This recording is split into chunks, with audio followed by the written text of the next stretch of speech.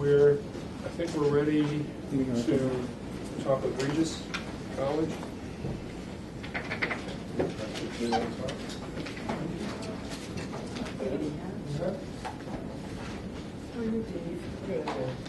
While they're setting up, I'll dial in Kim.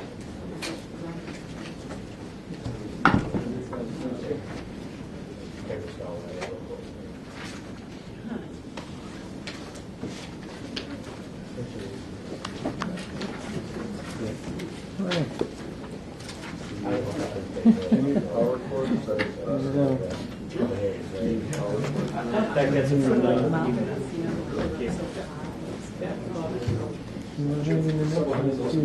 police station stuff both nights. I'll scoot over here a little bit more and just More so than like anyone in Oh, that's pretty fair. the east side,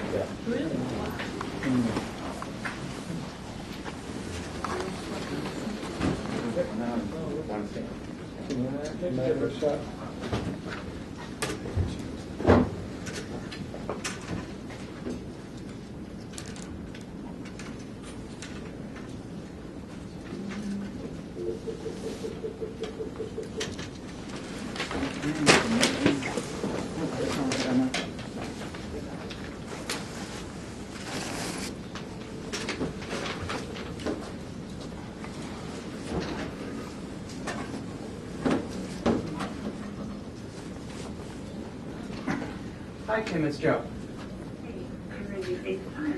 Well, we'll start out this way, and then if FaceTime ends up working better, we can switch over. Kim, you're on speakerphone now Yes. in the room. Can you hear David? Yes. Okay. Okay, so they're basically just setting up right now. Okay. Okay. Are we ready yet, or are we waiting for someone else? I saw somebody with a tripod just leave the room. Oh, she's coming back. Okay. In that case, I think we're probably ready to start. We've given this hearing about 45 minutes or so, and I'm not sure we're even going to need that. But if you could spend 20 minutes or so explaining what you're planning to do and how it fits into your future plans, I think that would be helpful for people.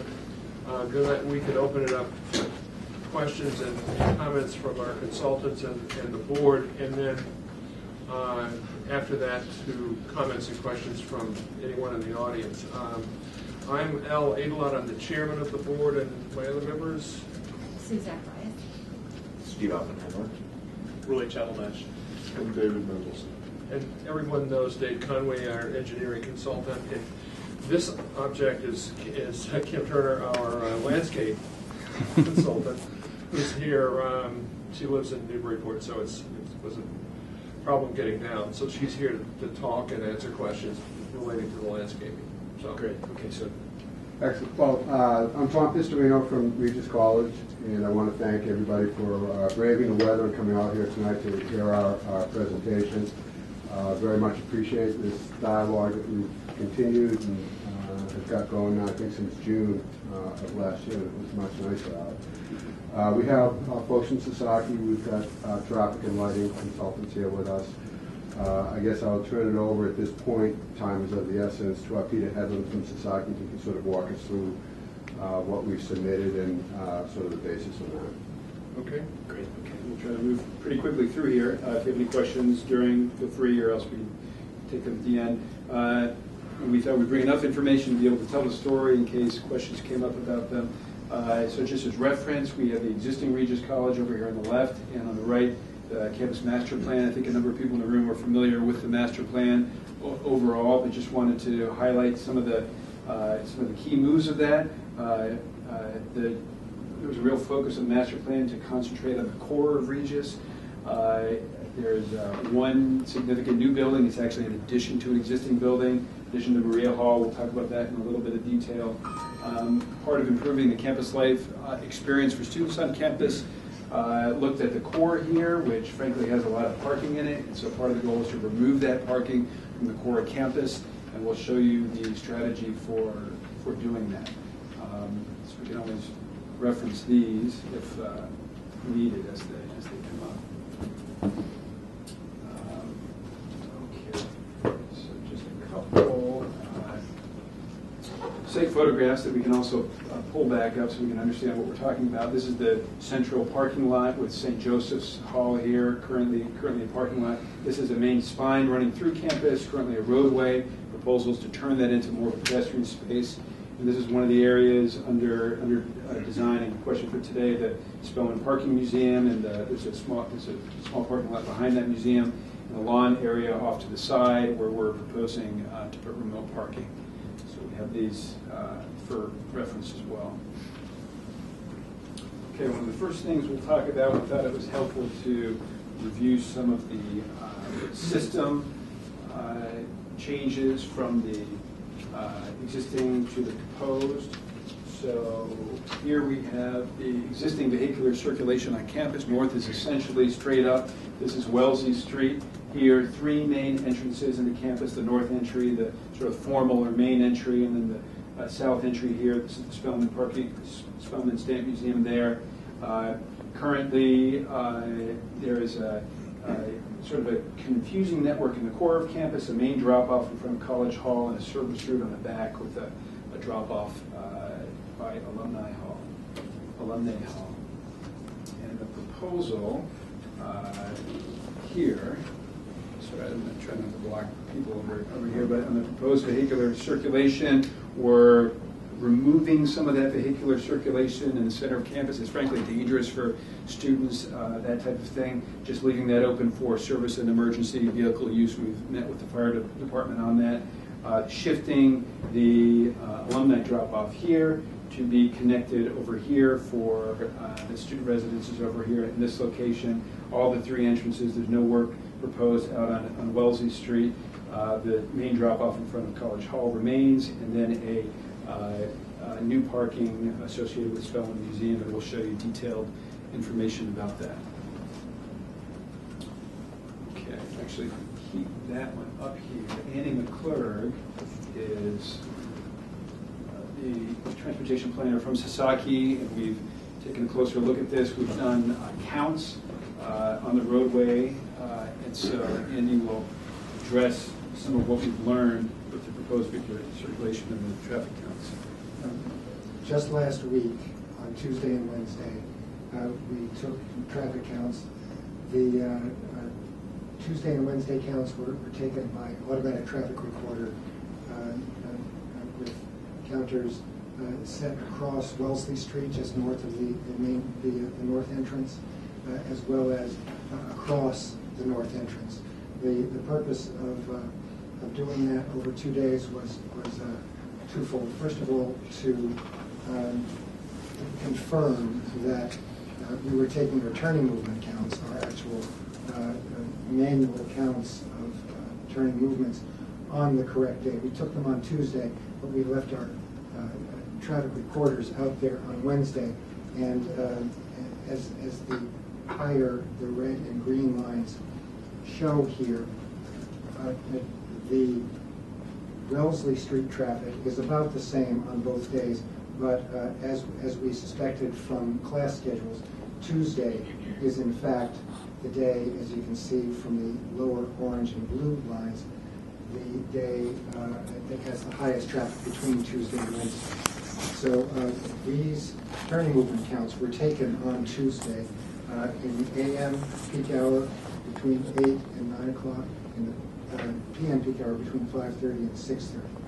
And these three locations correspond with the driveway locations that Peter described. And what you see here is, and I'm sure you're all familiar with the reasons for this, in the morning the traffic is heaviest in the northbound direction, in the evening in the southbound. We have done level of service analysis on these three intersections in both the AM and PM, and we provided those reports to the town planner today. The results are that there really is no congestion to to speak of at any of these intersections. Level of service is measured on a scale from A to F. At unsignalized intersections, what you have is a level of service for each approach, not for the intersection as a whole, since only some cars are subject to any delay at all. At each of these intersections, the Regis driveway traffic experiences a level of service C, which is basically about 16 or so, 16 to 20 seconds of delay. That's probably of no concern to the town. Those are just people who are coming out of the driveways, waiting at the stop sign for a gap to enter traffic. What's probably an issue for the town is delay that occurs or might occur along Wellesley Street. And what you see here is in the morning there are not many turns into the driveway with the Stamp Museum. The heaviest entering traffic is at the center and northern driveways. Those are the cars that might experience or cause delay for northbound traffic. When a car is waiting to turn left, cars may stack up behind them. So in our analysis of that delay, what we found is that the northbound moves at all three intersections experience level of service A in all scenarios and all locations. And what that means is average delay of 1 or 2 seconds per vehicle. We do have, I don't suppose anyone really wants to spend time looking at it tonight, but we do have a simulation or an animation of that traffic. And what you can see is occasionally throughout the course of an hour, a car will turn left and a couple of cars might have to wait behind that car while he's finding a gap to turn into the driveway. But it's really very occasional and very brief. So it's really safe to say that there is no delay or congestion caused by Regis in any of these driveways. I think maybe Peter will want to talk about the future, but I think just to anticipate that a little, the plan is to increase the number of parking spaces by a few. But when you're talking about delays of 1 or 2 seconds, the increase in parking and more significantly, I suppose, some of the spaces will be accessed by different driveways. So some of these cars might move from one driveway to another, but it's really not going to make much of a difference. Thanks, Sam.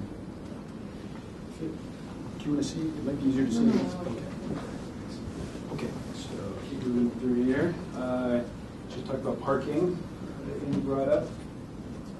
Both existing and proposed.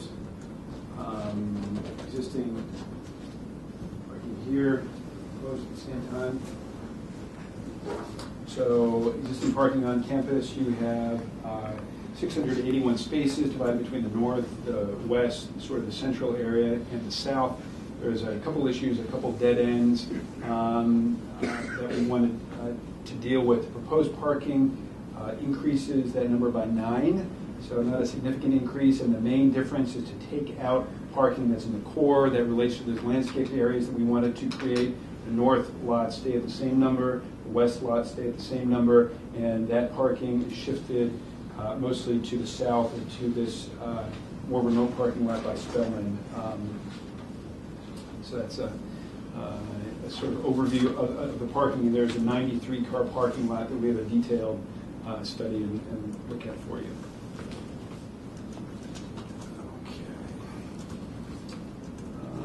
Okay, so we're going to zoom into 2 different areas here. The first is and they represent the 2 significant parts of the project.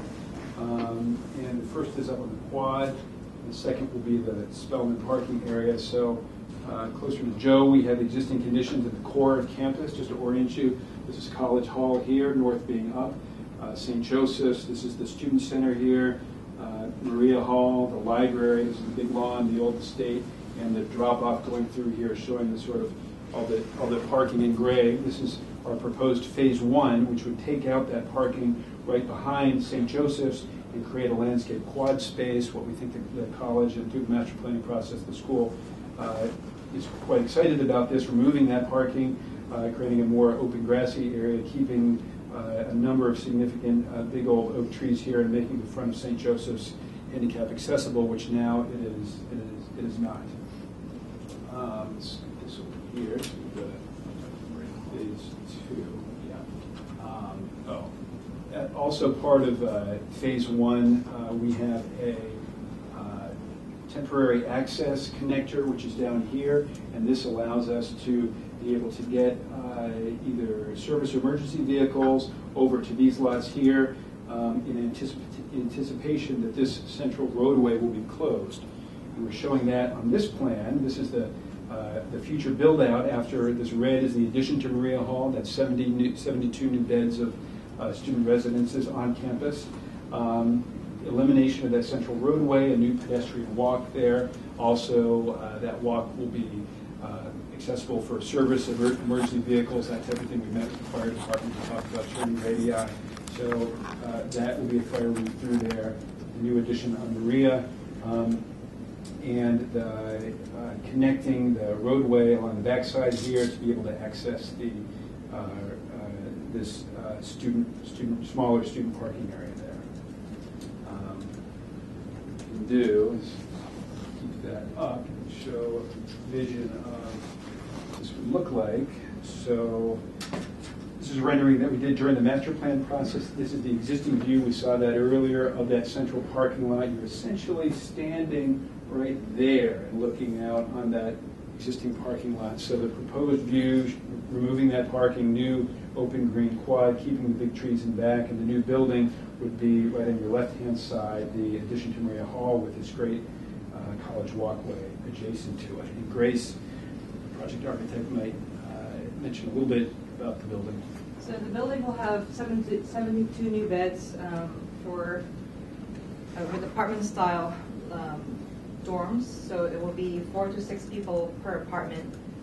It will be 4-story high, just like the other dorm that we have in campus, Domitila, St. Joseph. And the first floor will host most of the classrooms, some classrooms and some of the lounge spaces and some meeting spaces. And the second, third, and fourth floor will have the apartment, 24 beds per floor. Just out of curiosity, I think we're looking down the up and down axis, right? But we're still looking, aren't we? Or We're looking from east west. from here. Oh, we're looking that way. We'll bring this way. Okay, So so you that- see St. Joseph here. That's a That's new- College Hall. So this is the new addition to Maria Hall, which is right here. Okay, but looking that way is the axis going up and down the sheet, the one on the far Oh. right, So yeah, this here is up and down. that Great. one, yes. And I'm just curious, the phase 1A, and it's just curiosity, that's all, but the phase 1A construction, there's already an arch there over that driveway, right? And so what is the phase 1A construction? Is it actually a new building, or is it Yeah. underground, or Yeah, how does it work? Phase 1A construction would be essentially the green on this plan. So it would be, I'll pull the phase 1A on there.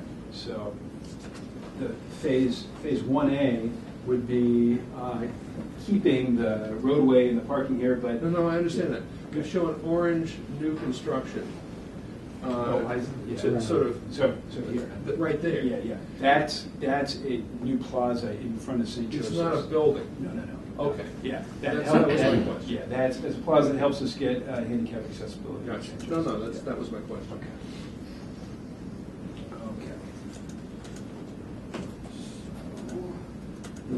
Okay. One thing that we also have addressed is based on our initial review or our initial submission, the CONCOM, the Weston Conservation Commission, brought up the fact that this corner of the existing dumpster is over the property line on Conservation Commission land. So we've done a study of that. It's shown here. The red lines is existing parking. The blue line is the property line. Maria Hall here, existing parking. Domitilla Hall, Alumni Hall, and showing those two pieces of asphalt and the dumpster that are slightly over that line. So and their question was, while you're doing this work cleaning things up there, could you take care of this issue? And we think that would be required. That would be required. Oh, yeah, and when we met with the fire chief, he suggested that, boy, this is just kind of a muddy place back there. Could we pave that to give us better and more regular fire access to the back of Domitilla Hall? So that's what this sketch is proposing here. That would, it's a variation of what we had there, but it just essentially pulls that parking onto Regis land off of the Conservation Commission land, makes this a little bit more regular head-end parking, actually increases the green space a little bit, and paves that now. It's essentially used for parking, but it's sort of muddy and mulchy and stuff back there. So we think that is a good solution for everyone as well. Okay. So now let's get into the Spellman area. Is that part of this application, or is that a future phase, that what you just showed us, that the change in that? That would be part of the second phase of this work, yeah. Okay, now let's talk a little bit about Spellman parking, which enables us to do this work. In order to remove the parking from the core of campus, we have to have another place to put that parking.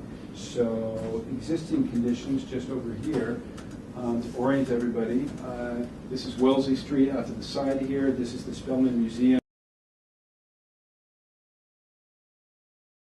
Right there, two-story brick building, existing parking behind the Spellman Museum.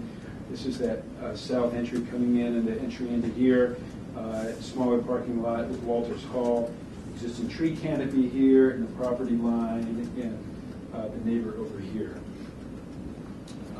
So our 93-car parking lot is shown here. If you remember, on the original master plan, maybe we can just pop that up really quickly, we had a larger lot, slightly larger, but it was closer here. It was expanding the existing lot, and after meeting with some of the officials here and reviewing it, we made that lot smaller, a little bit smaller, and pulled it away from the road and away from the neighbor onto this flat area here. So we're showing that change from the original master plan.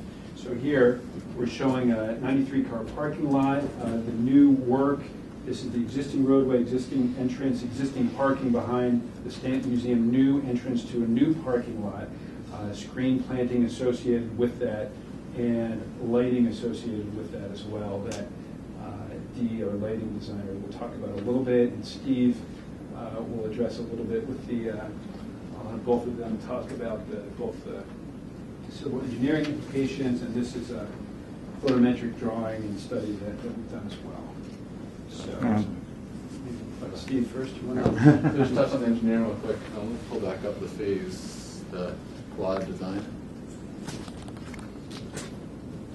Just use phase 1B.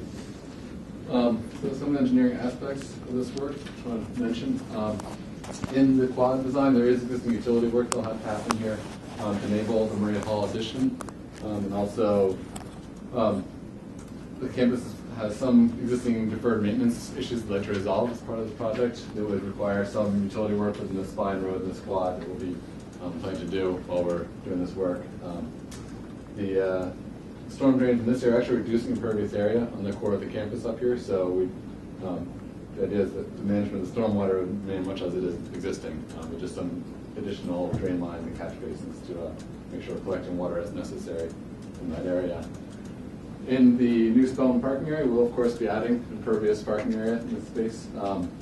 That's proposed to be impervious pavement with a subsurface stormwater detention system, which would provide water quality treatment as well as detention for peak flows and volumes. And the discharge from that was a pipe that would daylight into the slope here in the woods. We have checked wetlands. School's commissioned wetland scientists have come out here and checked. They've identified there's no wetlands within 100 feet of this work area. Also in this area as well, conservation land. And the school's also considered this possibility using porous pavement here, another option. We're still need to go out and do soil testing to confirm that the soil conditions will work for both the subsurface detention or the porous pavement. But the idea is, I think, if the school decides to go porous pavement, we would could possibly come back to the board and just make that decision known. But at this point, it's presented as conventional pavement with subsurface detention to mitigate the stormwater. A little bit on the lighting, the heights and number and photometrics for that.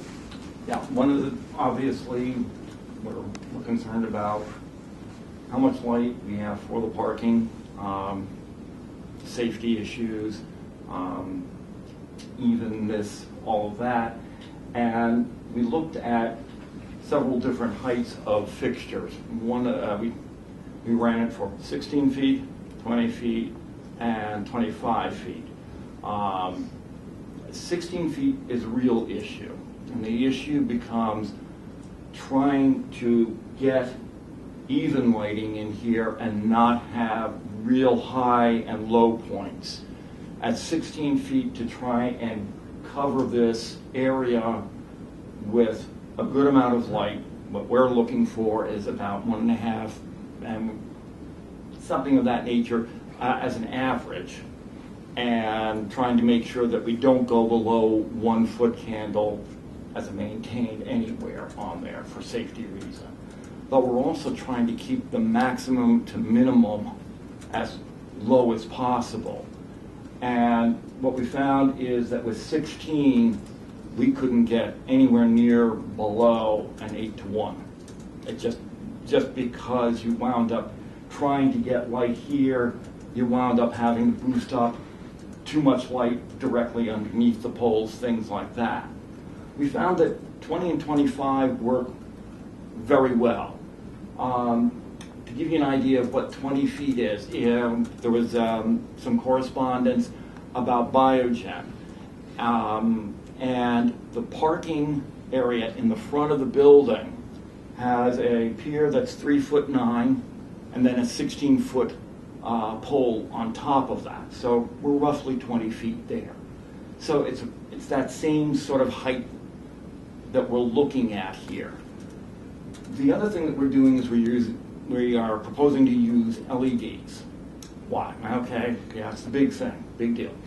But the big issue and the big thing about using them, especially for this type of lighting, is we can contain it well within our area.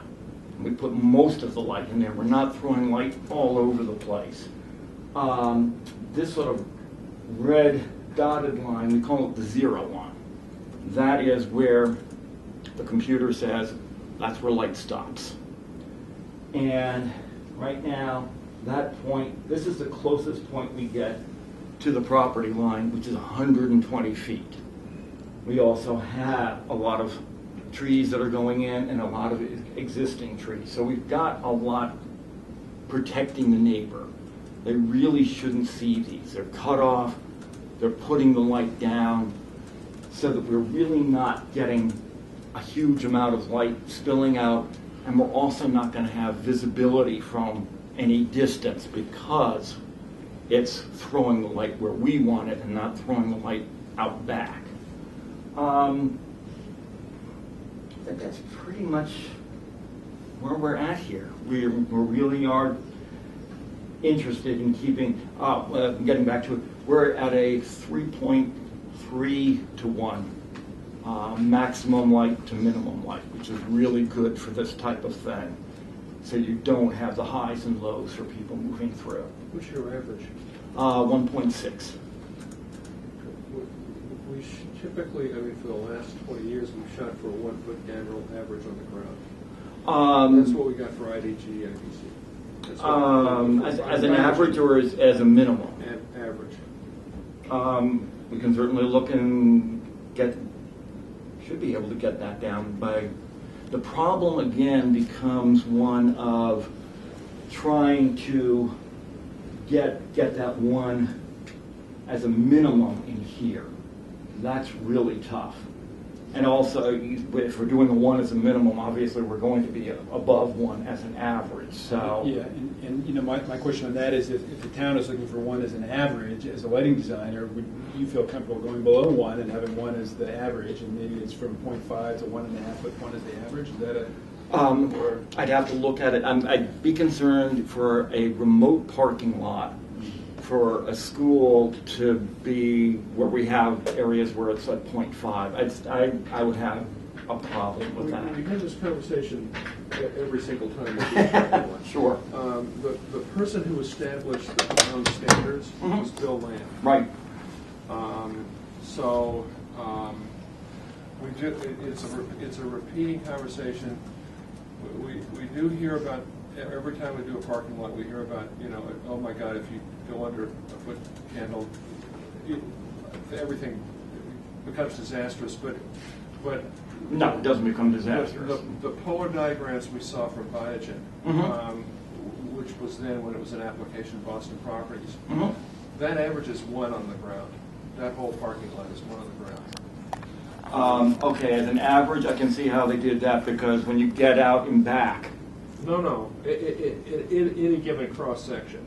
The latest one we did was the relighting of the parking garage in the front of the property, and they moved some lights around and so forth. But we still went for the 1 foot candle average on the garage deck. So.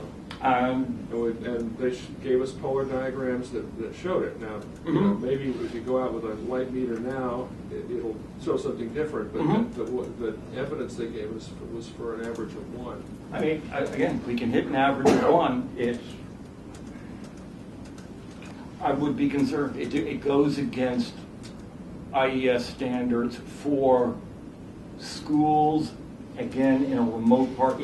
If we were talking about more towards the buildings and everything else, I wouldn't have as much of an issue.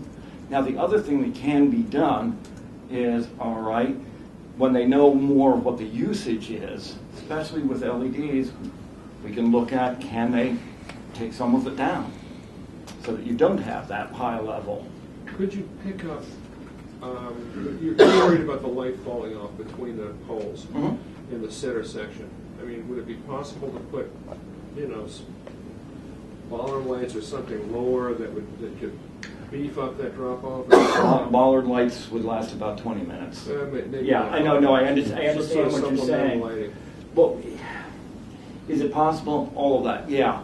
But it would mean probably putting at least something more in this area. Again, it's certainly quite possible. We were trying to minimize the number of fixtures, not only from a cost, but also just from a neighborhood, trying to be a little more sustainable and a little more neighbor-friendly by keeping the number of poles down. But again, if that is what people want us to go to, we can certainly hit that without any problem. It's more about setting a precedent and a rationale. Because for commercial parking lots, I really want to stick to that standard because we're going to get pushed otherwise. I'll fight that battle for you, because commercial is different. Yeah. We are talking about, especially with Regis College, I don't know what the demographics are, but it's... Well, it's about 3/4 women. Yeah. It's a And residential remote parking lot. I would be a little nervous, people being able to... Right, so the question is whether we can relax our standard by a half a foot candle because of special considerations. Okay. And as I say, if the committee needs us to do that, we can do that. It's not that, it isn't that hard an issue. We were just trying to keep, especially that 1 foot candle minimum. But again, we can kick it. Gotcha. I have a question. You're showing 6 light poles there, right? Correct. So, and are you planning to build those islands as shown on the right? Yeah, true. So Yep. would it be possible to add 2 more lights on the inner edge of each island, which would put Doesn't- them in about the middle of? Nah, it doesn't work as well. That was one of the things that we kept trying, especially with trying to go to 16 feet. It's trying to kick it out and keep it as even as possible, and that's where we ran into some issues. Again, it may be, if we need to do this, getting it down to 1, we may have to do that. It's just that trying to do that and not throw extraneous light everywhere else gets a little touchy. But again, we can. It's very much possible.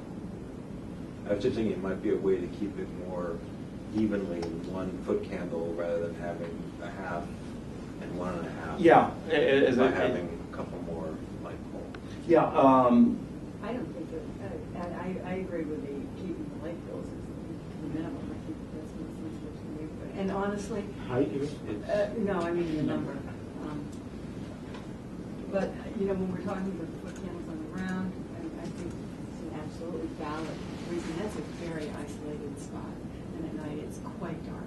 I mean, it's really isolated. This is right under the women's college, and I think for half a foot candle on the ground, you could certainly justify our decision.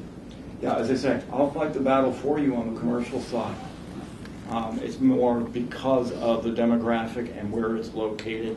I would be just a little nervous. And also just the geographic situation where it's sort of down off to a hill. It's sort of away Mhm. from most. And behind the It's Stamp really Museum. But I have a question about this. Will this be used for night parking as well, or does that stay as not? That won't stays as have Spellman, that stays as the Okay. existing Spellman. Because I think we parking. noticed if there was going to be parking here, I was going to say maybe we can look at the same fixtures there because there were wall packs on the building. But if that's not going to be Why used not? for any student parking, Not for then- us. Are there any other fixtures besides these 6 that are proposed? No. Well, the one right up. Yeah. Oh, yeah, I mean, where we do, where, Are all fixtures certified dark sky compliant? oh, most definitely.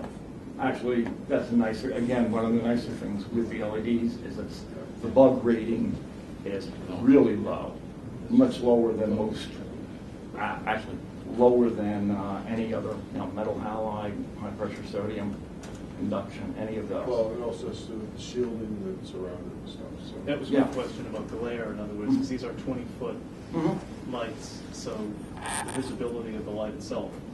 Again, it's You have let's cons see, here. you would have, from here, you would get to see the light source approximately, I'm sorry, I'm trying to do math in my head late at night. I want to say 80 feet away is the first chance you have to even see that there was a light source there. And it's 120 feet to the property To the line. property line, yeah. And the fixture itself is, let's say, 10, 20, 30, 40, 50, 60 feet right there. So, again, you won't see the light source at all. Just what I'm passing around, these are 8.5 by 11.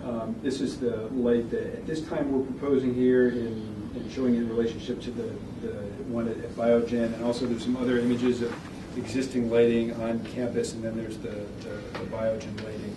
And I think, Dee's point, the existing lighting on campus is not full cutoff and not dark sky compliant. So, it's also part of one of the goals of the school to begin to establish a palette and a lighting standard that they can then move into as funding is available that would be much more efficient.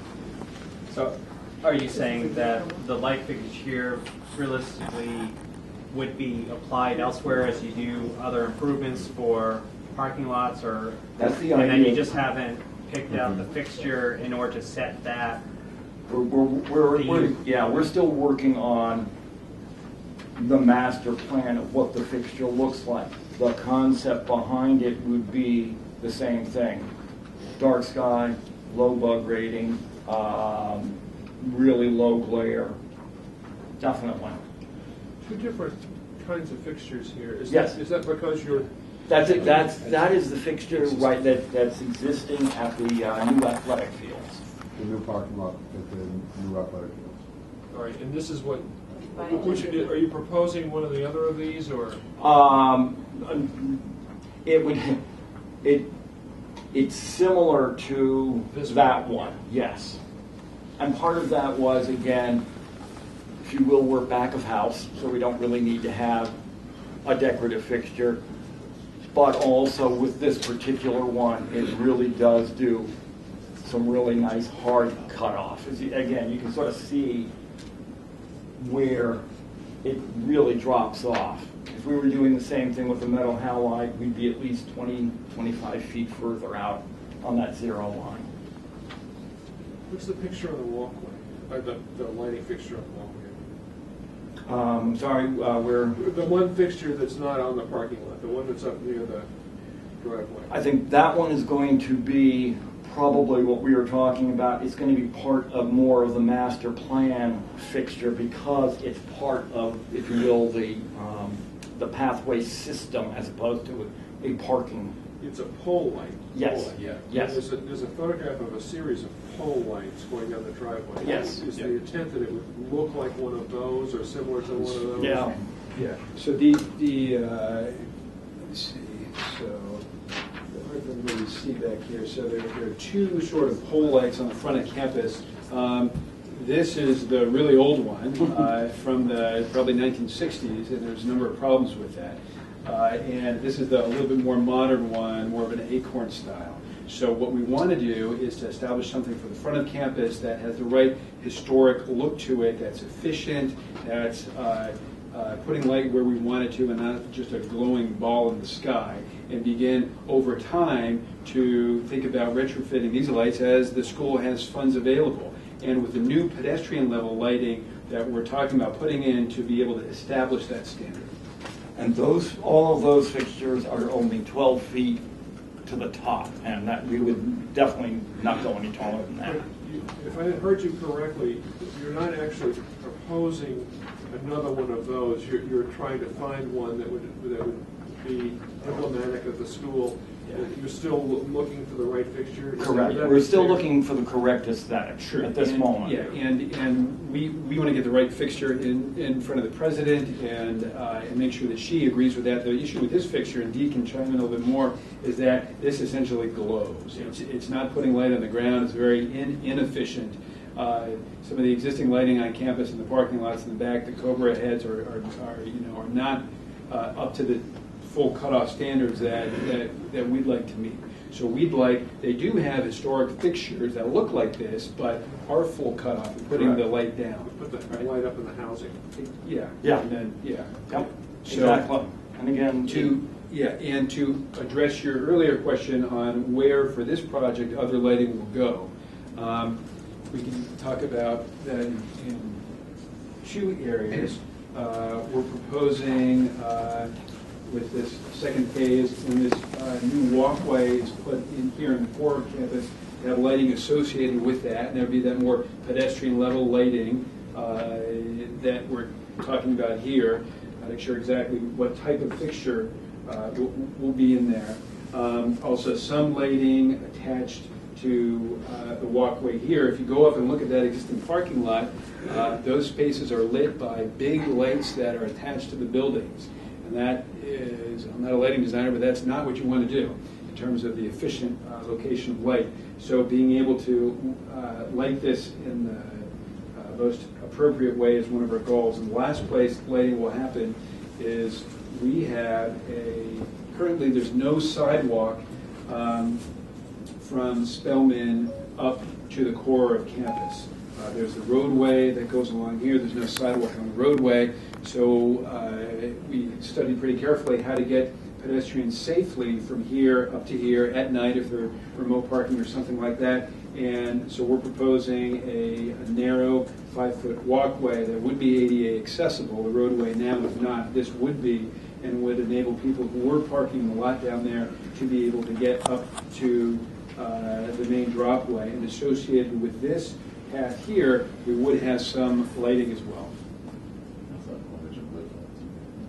So the other issue that the campus has brought up are safety blue phones and that type of thing. And we met with Tom and the president on that a few weeks ago. And the thought is to have one of those in the location of this parking area here, but we didn't want to have any of those. We were very sensitive about this great lawn and the expression of that space there, but we are proposing one of those located at the remote parking lot.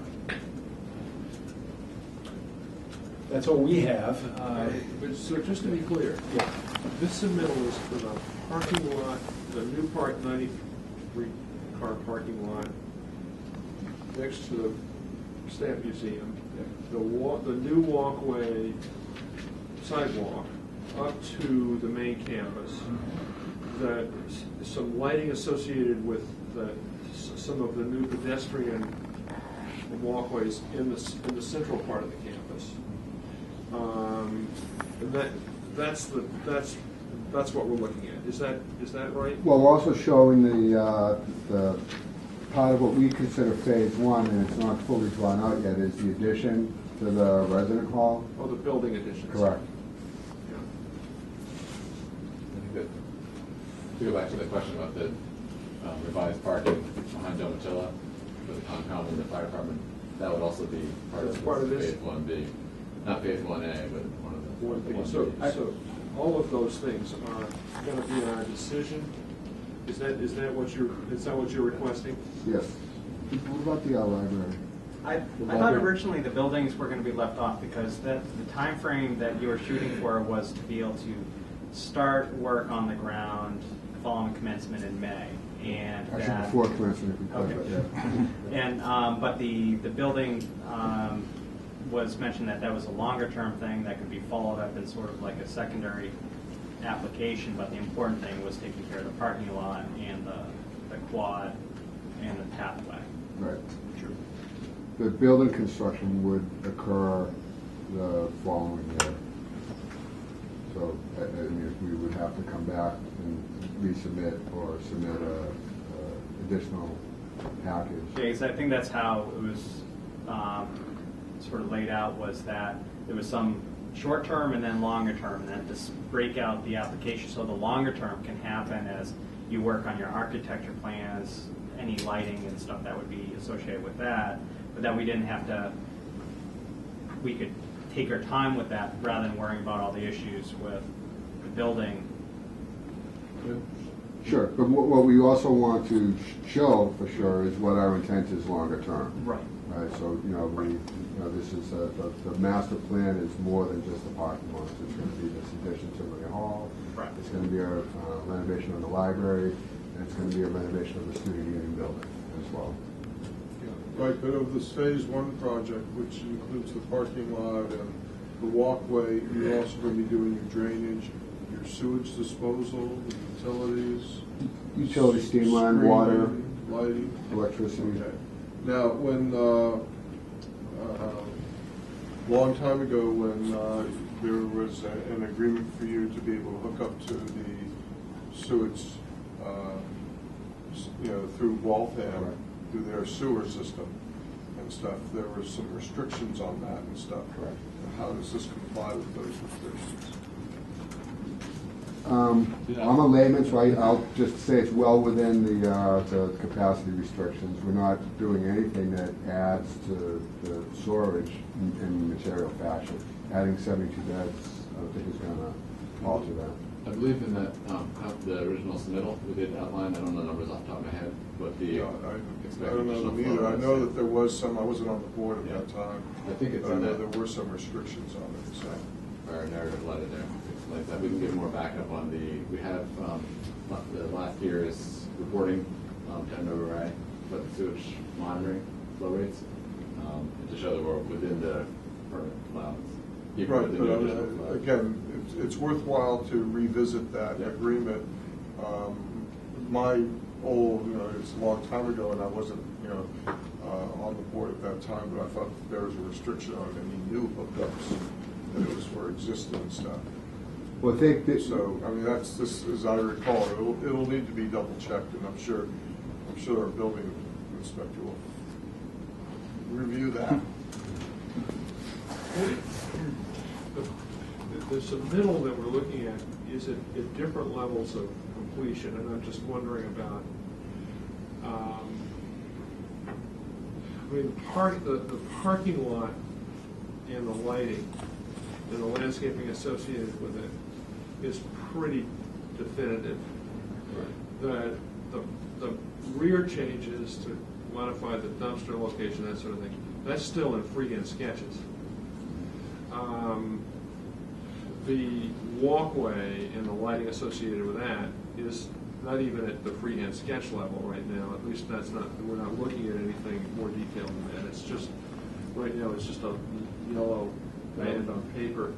And I'm just wondering, you know, if we sign off on this as, in pieces, as things get finalized, because I'm sure, for example, our landscape and engineering consultant has gone through pretty carefully this parking lot, but I don't know about the back parking lot along the property line. And, you know, I just wonder how, this is how we sign off on things that are coming into us at different levels. Yeah, I mean, I think even on the front parking lot, which is the most developed of any, the Spelman parking lot, which is the most developed of any of the plans, we're still kind of fixing lights, you know, I mean, what height, how many, what do they look like? I mean, that's usually something we have, right? Well, I guess they're confirmed on the 20-foot tall parking lot lengths, it sounds like. Yeah, I mean, what we were looking at is, yeah, going at that height and using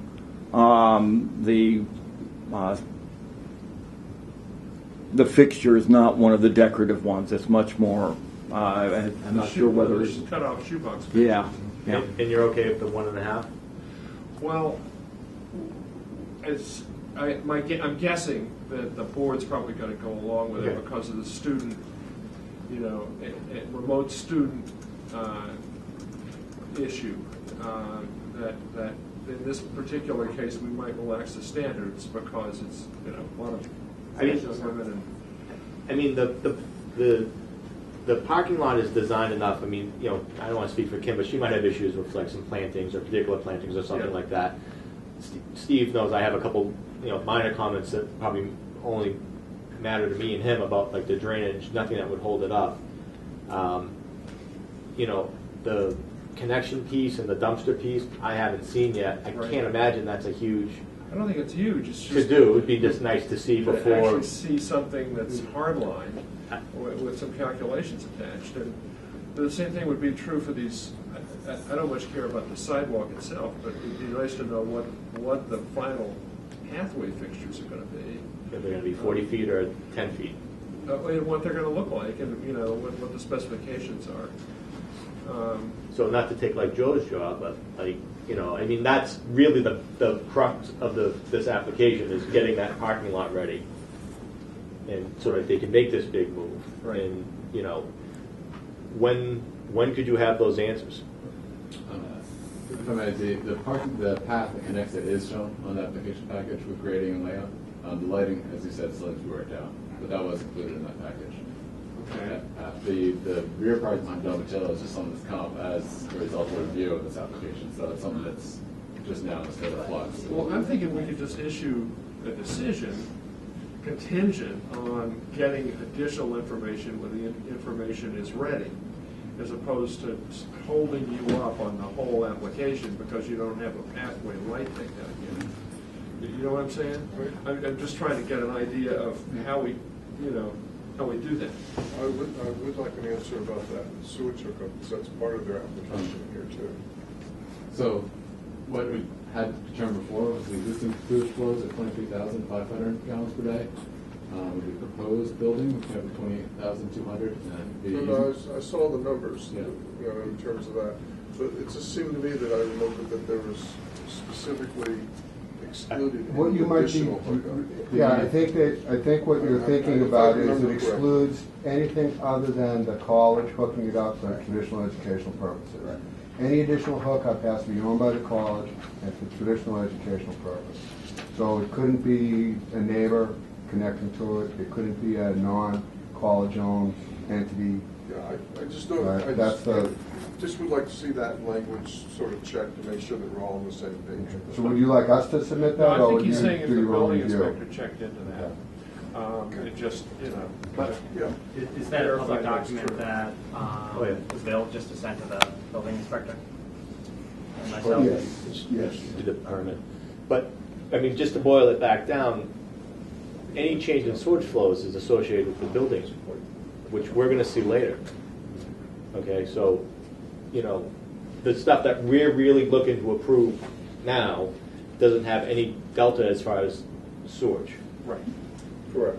So it's for a future phase. I wouldn't, again, I wanna see it. appreciate that we want to see it, but we don't necessarily need to It's see it just that it was in this now. application, that's all. Yeah, I think that's part of it, Dave, is just boiling down what this application that's before us tonight is. It's just, you know, make sure it's, Well, the utilities part too, I mean, I don't know if that's, you know, what, like their steam network? and Yeah, stuff like I that? mean- We don't usually get into that. we don't. No, So- stormwater will affect the, you know, stuff that can affect the neighbors, stormwater. Exactly. We are, one thing to point with the water system, we are working with the fire department to address issues with known capacity issues there. So that's probably the most significant issue. Okay, that would be helpful to know what the agreement is with the fire department.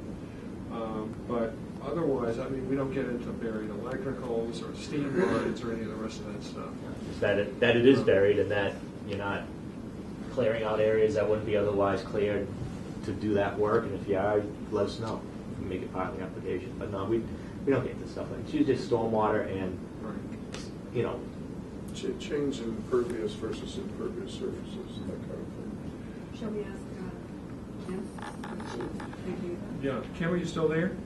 Yeah, I'm still here, and I think the landscape looks good. The one thing that I'm having difficulty, because I'm obviously not there with you, is the new dumpster area. Is that, it definitely needs to be screened at all? I'm having a hard time envisioning where exactly that is.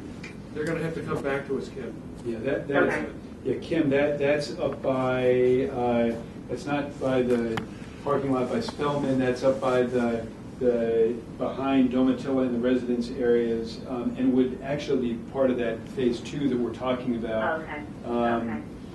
Yeah, but. Okay, yeah, no, everything else, you know, we've gone over it and made a couple revisions since then, and I think this looks fine to me. Okay. Any questions or comments from anybody else in the audience at all? Any further comments from the board? Well, I hate to beat a dead horse, but going back to the lighting for a minute, and I just want to follow up what Sue said. Isn't it a trade-off between having fewer light fixtures with higher lumens and more uneven lighting versus more light fixtures with fewer lumens and more even lighting? And I wonder if by adding 2 light poles, which I don't really think the neighbors are going to notice, if you could make it more even and reduce the total lumens of each fixture, I just wonder if it's worth exploring. Well, actually, let me even add to that, because actually the thought I've had is instead of not just the lighting, but the center row, I mean, it will make it harder to plow by having center row lights. I don't think the board, that's not something the board usually, you know, it's going to be long-term parking. There's going to be students parked there. You're not going to be able to clear them out. You know, if the goals that have been talked about tonight can be easier met by having a couple down the middle, I think that I encourage the board to encourage that to be explored. Well, there are those 2 islands. So Right, But the islands are probably not really it's the the center. helpful ones. If we were doing, yeah. Eric, just point to right in the center. There. I was just thinking that the 2 islands are in the center of each 4 lights. No. That's where they're getting the valley. They're getting the valley right in the middle. Yeah. So if you put, you're saying a double fixture. I don't know, but you know, like that went up, and I said, someone wants a really nice, easy parking lot to plow. And quite honestly, the other thing was by keeping it to the side, it does hide it better for long views, and that was why, because we do have trees at the edge, so that we're really sort of tucking them in, rather than like with Biogen, where they become the trees in the middle.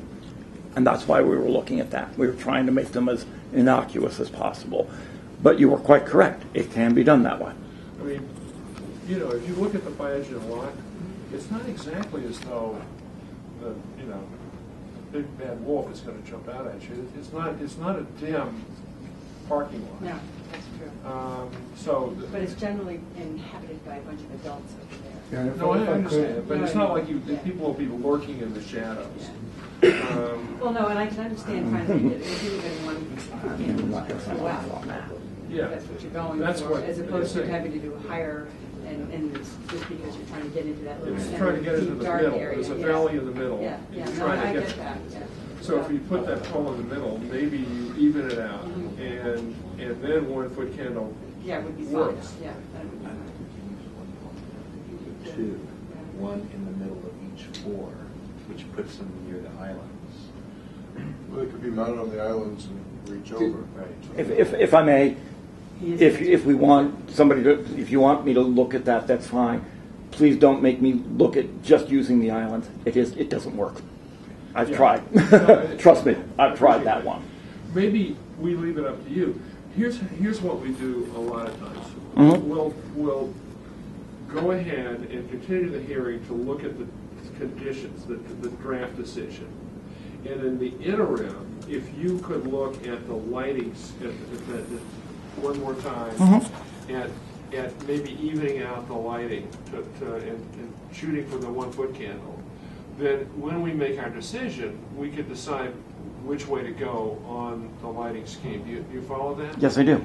And that way, we're looking at we're not holding you up by looking at the final lighting design.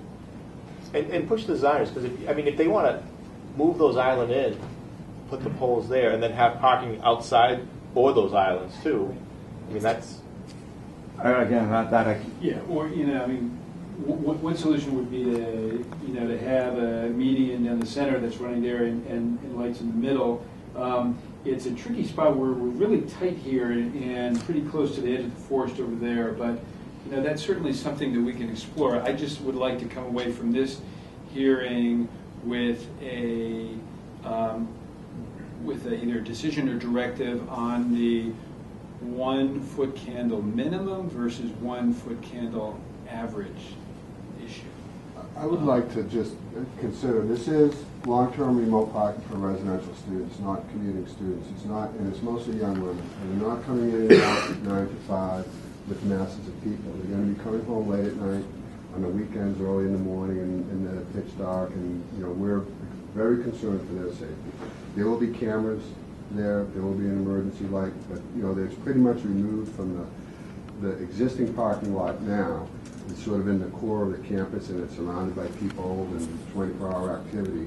This is a little bit remote, so I would ask the board to consider in its conclusion the safety of what are mostly young Let me women. ask you this, Tom. What's going to be the lighting on the pathways? On those pathways, I don't know that I've seen a cut sheet. I would think that it would be, It's not going to be 1 foot candle minimum. No, but it's also in an open field. Yeah, well. Where it's a little tougher. You are surrounded by woods. You are remote. You're behind a building. As I said, if that's the directive, we'll meet the directive. I really do have to say I have an issue with going to a 1 foot candle average for this. It's a school. It's not commercial. The demographics are much different than a commercial project. As I said, I will obviously follow whatever directive we get. I just would be very concerned.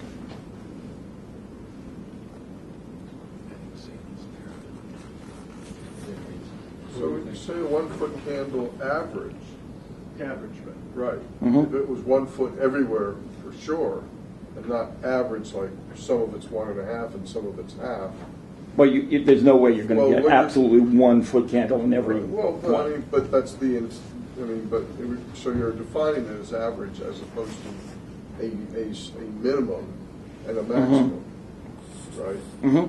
I mean, perhaps it'd be easier to say this would be the minimum, because we want people to be safe as well. Mhm. And then, but this will be the maximum Mhm. in any given area. Are you able to do that? Yeah, I mean, right now, we are basically at a 1 foot candle as our minimum, and our highest point, which is directly under the pole, is 3 point something, 3.8. But one of the things that, I'm trying to remember what our board's mission is, and we're trying to mitigate any impact of light incursion onto the neighbors, which I think is well taken care of in this particular instance.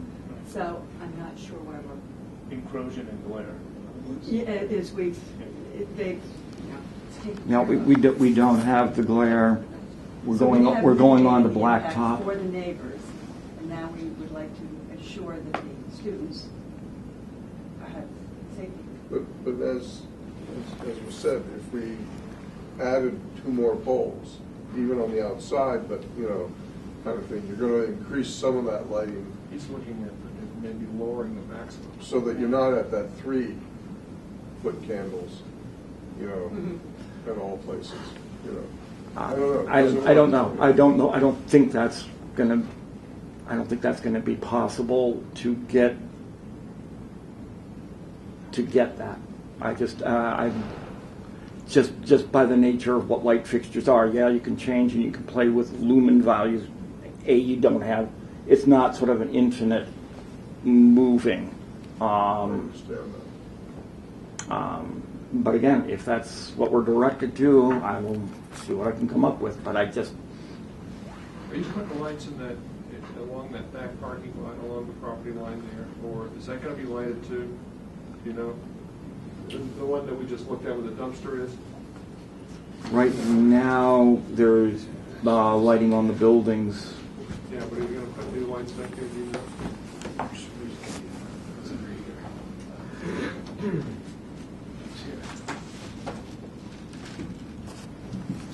So back here, right? Yeah. There are, we show the lights on here. We have- Pathway lights, but the parking light fixtures, are you putting any along that line? We are not showing any lighting in here, no. It's existing on the walls of the building. Yeah, you're not going to change that? Wasn't the intent at this point. So what's the consensus? What do you guys think?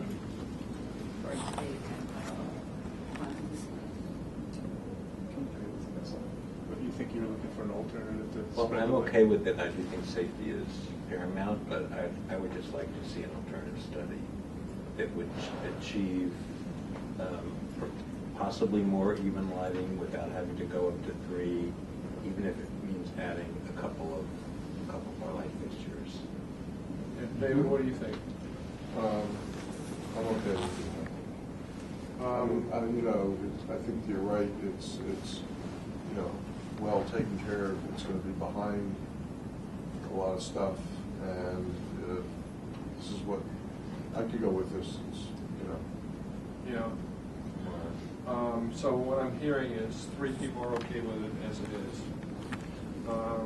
And no, you're not going to go out and hang yourself. We don't want to be responsible. We don't want anything bad to happen. Yeah, I just think we're getting mired in the weeds. I say let's go with the consensus. The majority of the board. I don't have a strong feeling at this point, and we'll see how it looks. We'll actually see how it I do have looks one other question. for the future. I do have one other question.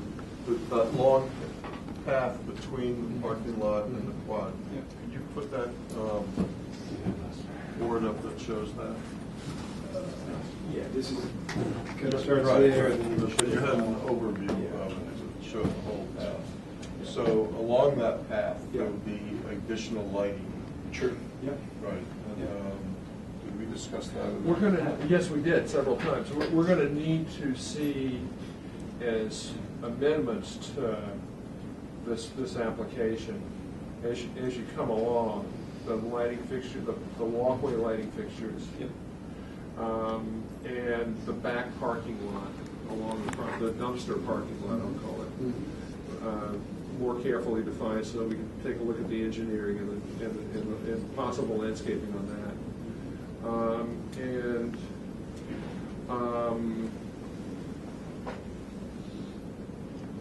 I guess as part of the application, you said that you reached an accommodation with the fire department, so if they sent you a letter or something, that would be good to put in the decision. And anything else that we're looking for at this stage? We're not looking for anything on the building. I think we decided that. No, and I think one of the things is just to specify that really this decision is addressing the phase one components and the parking lot, which involves this, but all the lighting that is the pathways that then on the phase two address the buildings, both here and here, are what comes as a later amendment. And so that it's basically written that any lighting to be installed on this path in conjunction with here will require coming back to the board for modification and amendment. Yeah, I think that's what I said. I just wanted to make sure that we weren't referring to the second plan, sorry, as I go through yours, that all of this is covered in the decision. No. This is what is in the second process. Yeah. And that, Well, that's part of the second. I don't think it is. Isn't the new quad part of the first phase? the new quad,